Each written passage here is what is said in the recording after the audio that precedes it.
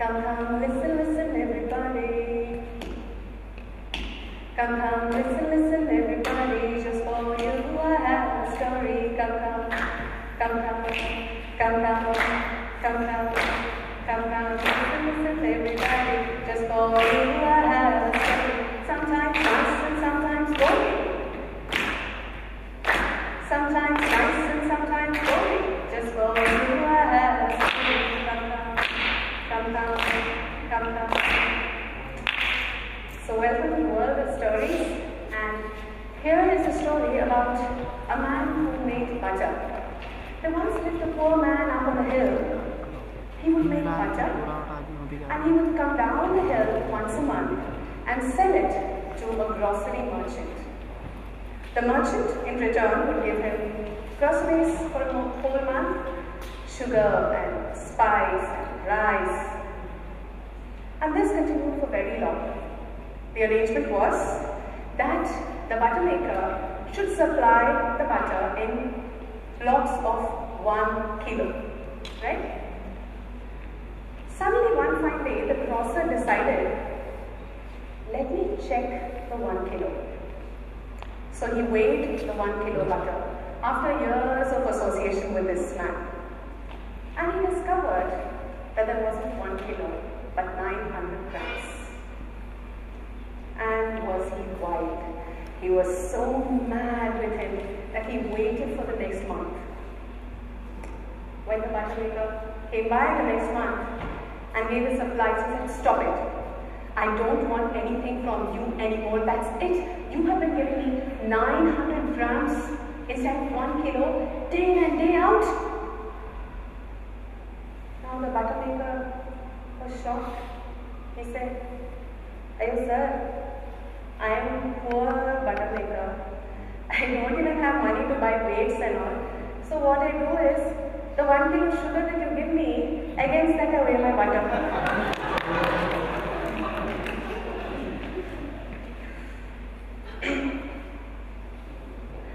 But I don't have to ask you if you enjoyed that story. Yes? So we enjoyed the story, one, for the story itself, and two, because we were doing just what we do when we daydream.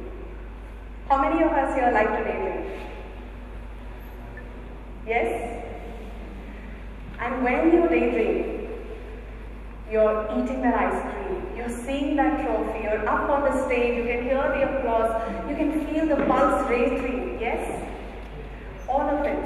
We completely experience it as if it were actually happening. That's what happens in a daydream. And that's precisely what happens when we listen to a story. We are dreaming up the entire experience in our minds. Most of you would have seen the butter maker. You would have seen the grocery merchant. If you didn't see, you would have definitely felt what each of them felt. Yes? So we daydreamed along with the story. But the fun part is, unlike daydreaming where you get slapped out of it and say, what are you doing? Either mother or teacher or someone telling us not to be daydreaming. With storytelling, it's licensed. You are permitted to daydream, and that's the best part. So if you're listening to a story, oh, I am doing licensed daydreaming, can be your answer. The other nice part, which mothers and educators and other parents will be very happy to know, is that it's not random daydreaming, but channelized. The story takes you on a specific journey, on a specific kind of a dream. So effectively what we are doing is creatively visualizing the entire story. The story which I just said, is it anywhere for us to see?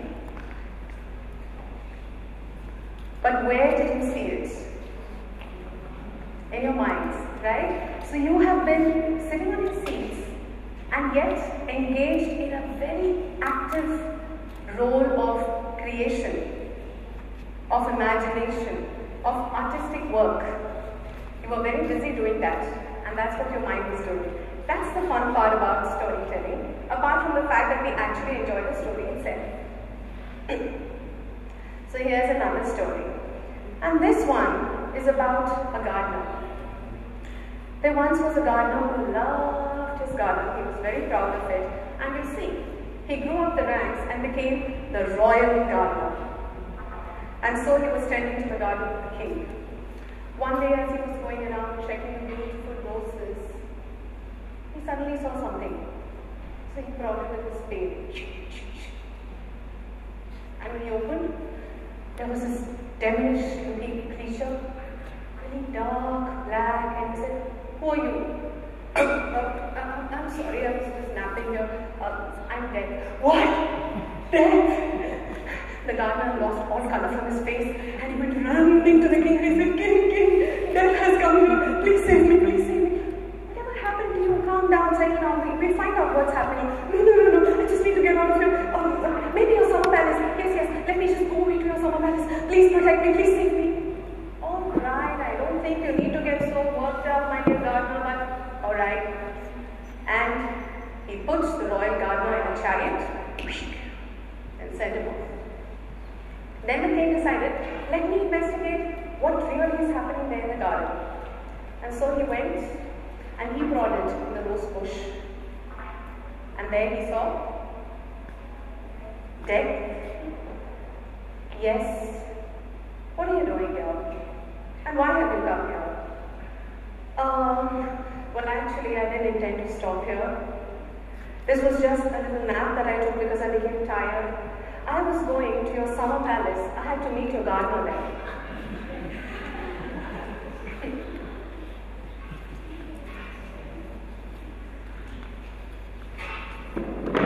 And this story of death reminds us of how old storytelling is. Storytelling is as old as death itself, or rather, as old as life itself. As long as people have existed and have been able to communicate something with each other, they have always told stories. And this is why the famous writer Ursula Le Guin had said, there are civilizations that have no meaning. They really struggle without it. But there are no civilizations that did not have storytelling. Storytelling is integral to each one of us as individuals and to all of us as a community. As you can see, the bonfire may have changed, but still coming together, sharing together, communicating with each other in flesh and blood, that still remains the beauty and the charm of stories and of storytelling itself. Since we're in a school, I have to share a story related to education. There was once a guru, and he had a very high-end, niche little gurukul of his own, only 4 students, alright? And all the 4 were royalty. They were children of kings and queens. Now these 4 students got the best of education that they could ever imagine. They learned archery, astronomy, botany. They also learned mathematics. They learned to cook. They learned to clean. They had to help the guru's wife with her work. I dropped his hand. And he fell off. And everybody, what is he? What happened to you? The wife knew something was up, so she was a little quiet and she was watching. But the 4 students came running up and he said, you see, as I was eating my curd rice, I saw something black and creepy crawly in the curd rice. And then what happened? And then when I put it in my mouth, it felt all itchy and very strange. And then what happened? And then when I bit into it, there was such a horrible pungent juice. Oh my God. And then what happened? And then when I swallowed it, it choked me like this and I'm here on the ground now. Now, 3 students got terribly worried. One, he went back to his medical book. You see, he was the anatomy specialist among them. And he started reading up what could have happened. He also started reading up on what kind of animal and what kind of creature Guru might have swallowed. He got busy. Wife said, what are you doing? This is what I'm trying to do. Okay. Then the other student went running to the garden. What are you doing? I'm going to make some herb for the Guruji so that he will recover fast. And he started pounding on some leaves. Okay. And the third student, he was busy with some chart. What chart? Horoscope chart. He was trying to see, is it the Guruji's good time or bad time? And this favorite student, remember, Kumarappa, he was having his lunch. And the wife said, this is your favorite student. You are dying and he's busy eating his food. And the Guru sat up and said, this is why he's my favorite student. Hey, what? I'll leave him to explain. And so Kumarappa said, ma'am, if you see something black in your curd rice, will you put it in your mouth? If it feels itchy, will you bite into it? If it releases something pungent, will you swallow it? Obviously, the Guru has made up the story.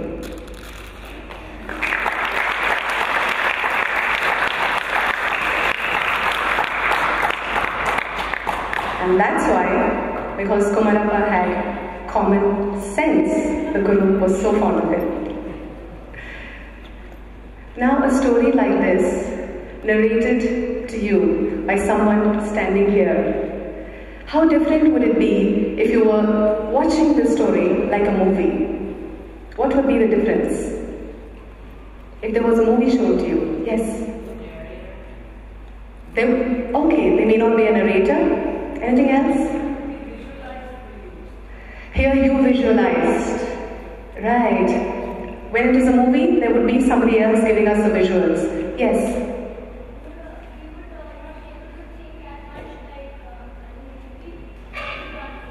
Right. Anything else? Anybody? I cannot see hands here. Yes. Absolutely. You wouldn't be able to daydream. I think 2 people into the hand, yes. Yes. It does. Yes? Somebody here. There's a connection you feel with the storyteller. The story will change every time. Yes. Absolutely. Don't we all agree with that? And this is exactly why the Africans say that the television might know many stories, but the storyteller will know us. We connect together when we listen to a story, yes? And I always believe the best of the screens can never make up for someone being in front of us and in flesh and blood telling stories. The charm is entirely different. It is somebody telling you that, you know what, let's sit and talk. And this is great fun. Let's put aside everything else and just speak with each other. The kind of bond that this builds, nothing else really can.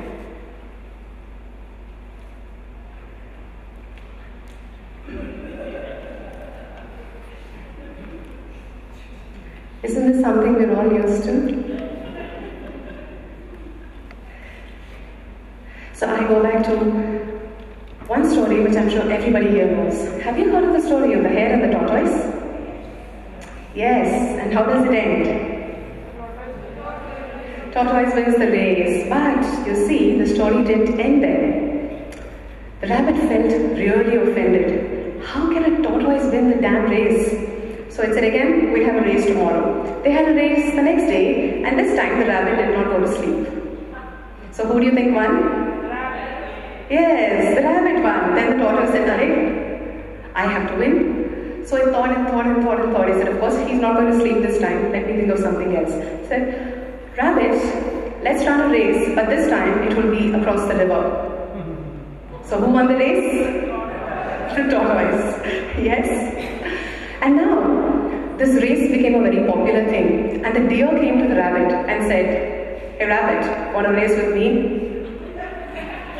And the rabbit thought, yeah, but I'm really not sure if I can match up with the deer. And the deer had a really long race course. It went across land, it went across water, everything. So the rabbit said, alright, but the tortoise and me, we're going to compete together. We are one team and you are the other team. Alright? And so, the race started, and as they went through land, the rabbit picked up the tortoise on its head and they went faster than the deer. And when they reached the river, the rabbit got onto the tortoise's shell and they swam easily across and they won the race against the deer. This is the real story of the hare and the tortoise.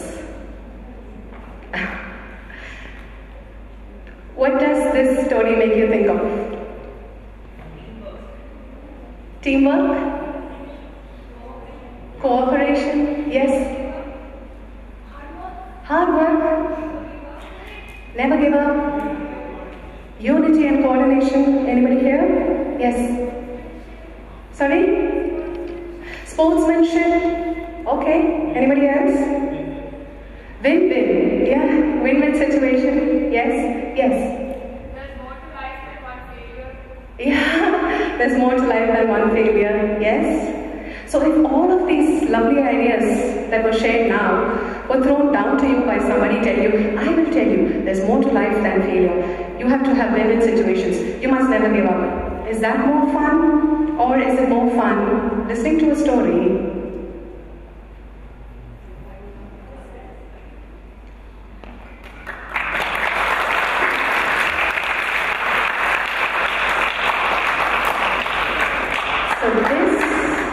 is this fantastic fun that we can play around with stories and storytelling. I hope all of us share a lot of stories.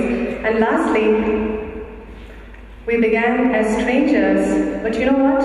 Now that we've all shared stories, we're friends.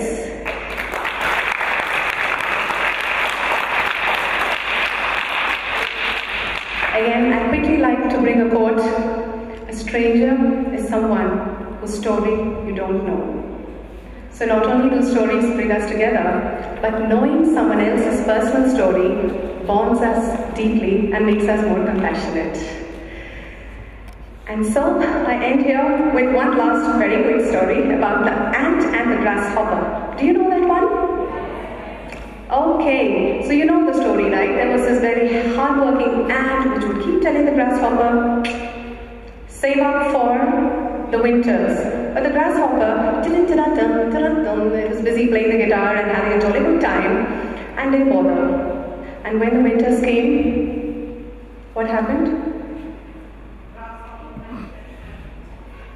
The grasshopper went to the ant and shivering. And the ant said, see, I told you, right? This is what will happen. So the story usually ends there, that the grasshopper learned its lesson. But you see, the version that storytellers know, and my dear friend Randall McGee, an American storyteller, tells us, is what happened after that. The grasshopper went knocking on the ant's door, all shivering, and the ant opened and said, so you're hungry. You don't have any place to go. I told you to save up, right? And now you want to come in. No. Actually, I was just wondering, what are you and all of the other aunts and uncles doing? Actually, nothing. Okay, can I come in and tell you a story? Okay. So the grasshopper went down to the winter residence of the ants and sat down with all the aunts and the uncles and started telling them a story. And everybody listened. Oh, wonderful, wonderful, wonderful. Everybody clapped in the air and they said, another one, another one. The grasshopper said, yeah, but I'm really tired, you know. Give him some food to eat. Yeah, all right, no problem. He grabbed some grub and then he told them another story. And then he said, all right, thank you very much. It was lovely. See you later, sometime in the summer. No ways are you leaving here. We're going to get so bloody bored here. You have to stay here through the winters and tell us stories.